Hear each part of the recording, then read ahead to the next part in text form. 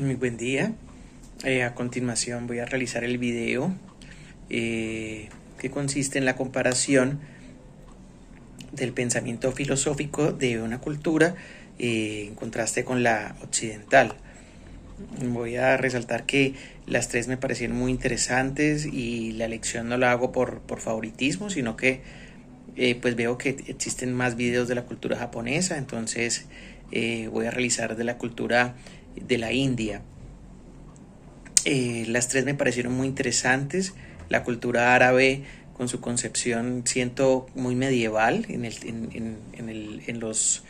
documentos estudiados, y con esa concepción muy religiosa, pero que fue muy importante para dar a conocer a los pensadores griegos en el mundo occidental, reintroducirlos nuevamente. Y la cultura japonesa me pareció muy interesante desde su concepción también filosófica de la nada, del vacío. No la conocí en profundidad, no estudié en profundidad a sus exponentes, pero en términos generales me pareció muy interesante esa concepción de apropiarse del pensamiento griego y matizarla con esa esencia japonesa, con esa esencia del budismo como tal.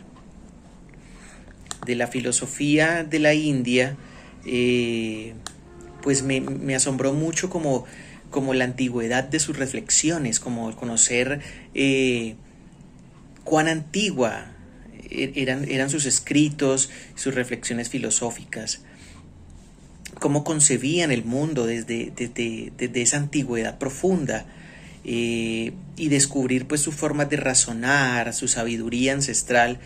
que se fue transmitiendo de generación en generación. Para mí es interesante entender ese contexto histórico en el cual se desenvuelve pues esa cultura de la India,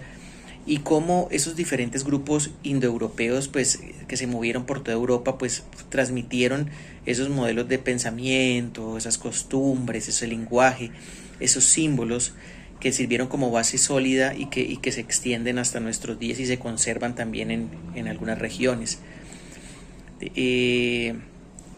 Pues todo ello pues me lleva a reflexionar sobre esa unidad del ser, ¿no? Sobre esa única constitución y estructura,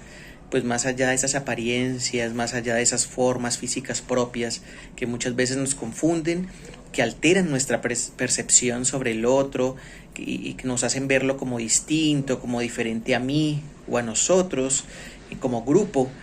pero que pues más allá de esa concepción nos hablas de un constructo unitario, inherente a todos los seres humanos, una percepción que solo sufre pues unas pequeñas variaciones por concepto de tradiciones y cultura.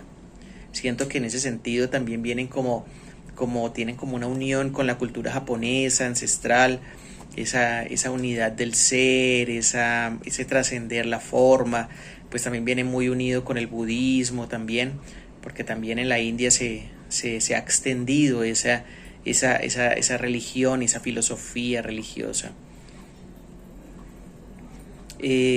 Para mí es interesante en la cultura de la India comprender el darshana, como el mirar, como el ver de una forma profunda, subyacente a todo aquello que nos rodea y el propio ser. Estas concepciones pues se ven reflejadas también en la filosofía occidental, en la concepción de Parménides, de Sócrates, de Platón, Pitágoras, Heráclito,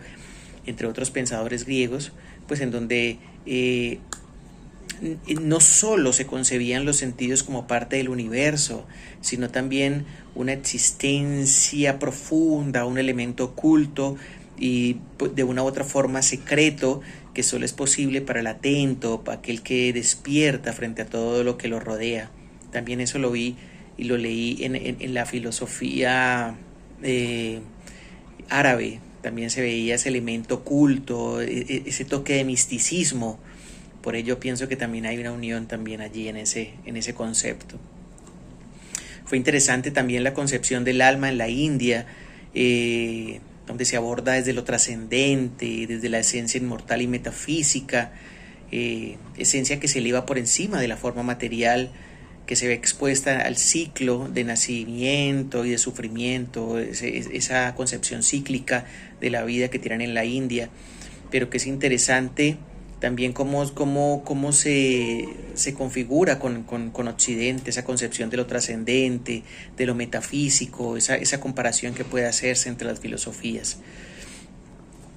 Esa conciencia y acciones rectas que se transforman en divinidad pura, y esa dicha concepción del alma y de divinidad también es evidente pues en Sócrates, en Platón y otros pensadores griegos que ya identificaban el alma como una esencia suprema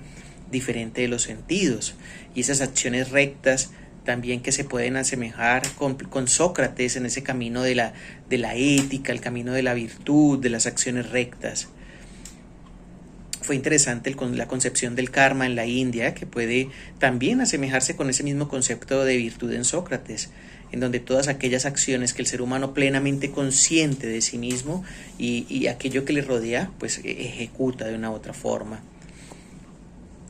También hubo un concepto del tiempo en la India y en Grecia que es interesante para mí, donde se establece una similitud al entenderse pues ese tiempo de una forma horizontal, pero también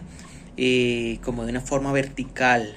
¿sí? Un elemento lineal que define el ciclo biológico del ser humano, pero también en la vertical como fundamento ascendente y absoluto, que forma parte del cosmos y que también lo divide al mismo tiempo.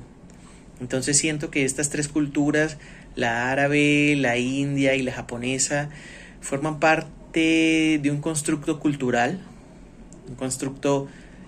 cultural propio de cada área, pero que de una u otra forma siento que trascendieron la cultura